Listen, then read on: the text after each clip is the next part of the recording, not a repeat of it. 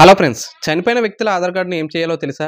అయితే ఈ వీడియో చూడండి. ఖచ్చితంగా అయితే మీకు తెలుస్తుంది. ఖచ్చితంగా అయితే మంచి ఇన్ఫర్మేషన్ అయితే ఇస్తాను. లాస్ట్ వరకు అయితే ఈ వీడియో చూడండి. అలాగే మా వీడియోస్ మీకు నచ్చినట్లయితే తప్పకుండా సబ్స్క్రైబ్ చేసుకొని, లైక్ చేసి, షేర్ చేసి, కామెంట్ చేయండి. భారతదేశంలో ఆధార్ కార్డ్ అనేది ముఖ్యమైన ధృవీకరణ పత్రంగా అయితే మారిపోయింది. ఏ పనికైనా ఆధార్ కార్డ్ అయితే ఖచ్చితంగా అయితే మనం ఉపయోగిస్తున్నాం.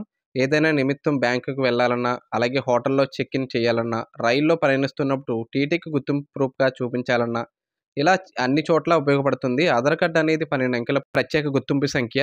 భారత విశిష్ట గుర్తింపు ప్రాధికార సంస్థ యుఐడిఐ ద్వారా ఆధార్ కార్డ్ అయితే జారీ చేస్తారు.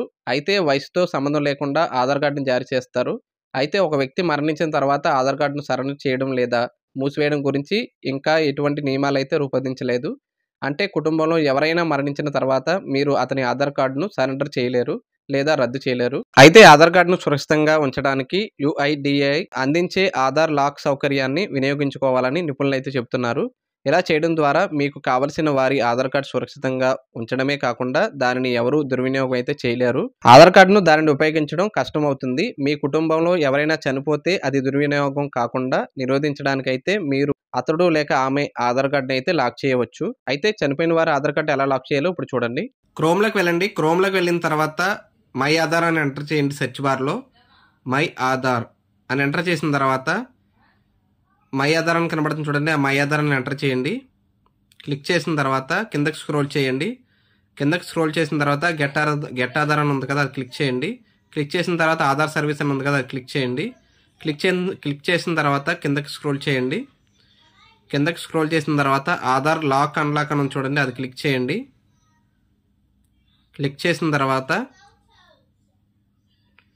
ఇలా వస్తుంది. ఇలా వచ్చిన తర్వాత కింద నెక్స్ట్ కనబడుతుంది, నెక్స్ట్ క్లిక్ చేయండి. నెక్స్ట్ క్లిక్ చేసిన తర్వాత లాక్ అన్లాక్ అని కనబడుతుంది చూడండి. మనకు లాక్ చేయాలనుకుంటే లాక్ అని ఎంటర్ చేయండి. కింద విర్చువల్ ఐడి నెంబర్ అని కనబడుతుంది చూడండి. మనకి ఆధార్ కార్డులో ఆధార్ కార్డు నెంబర్ కింద ఉంటుంది.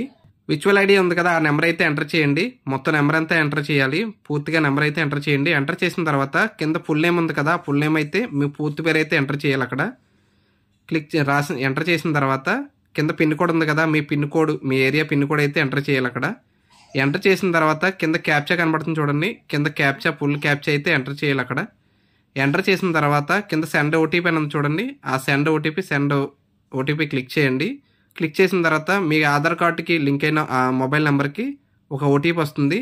ఆ ఓటీపీ అయితే కింద ఎంటర్ చేయాలి. ఎంటర్ చేసిన తర్వాత కింద పర్మిషన్ అయితే ఇవ్వండి. క్లిక్ చేయండి.